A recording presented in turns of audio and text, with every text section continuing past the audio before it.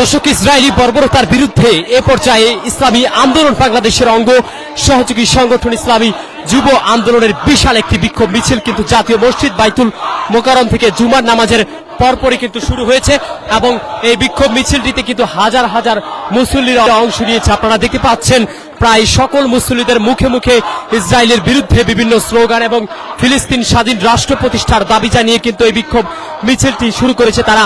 প্রত্যেক মুসল্লিদের হাতে হাতেই কিন্তু আমরা দেখতে পাচ্ছি বিভিন্ন ভাবে কিন্তু লিপিবদ্ধ করা হয়েছে ইসরায়েলি আগ্রাসনের বিভিন্ন স্লোগান এবং তাদের হাতে হাতে কিন্তু আমরা দেখতে পাচ্ছি প্যালেস্টাইনের পতাকা নিয়েই কিন্তু তারা আসলে বিক্ষোভ মিছিলটি শুরু করেছে।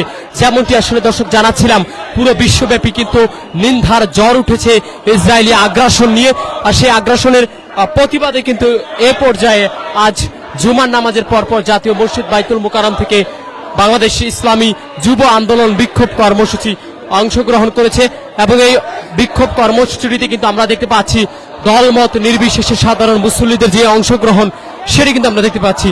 একেবারে শুরু থেকে শেষ পর্যন্ত পুরো মিছিলটিতে ইসলামী যুব আন্দোলনের কেন্দ্রীয় নেতৃবৃন্দ কিন্তু আসলে রয়েছে, সেটি আমরা দেখতে পাচ্ছি। সরাসরি আপনাদের যুক্ত করেছি আমি, দেখতে পাচ্ছেন প্রত্যেক মুসল্লিদের মুখে মুখে কিন্তু আসলে প্যালেস্টাইনের পক্ষে বিভিন্ন স্লোগান সেটি কিন্তু আমরা দেখতে পাচ্ছি।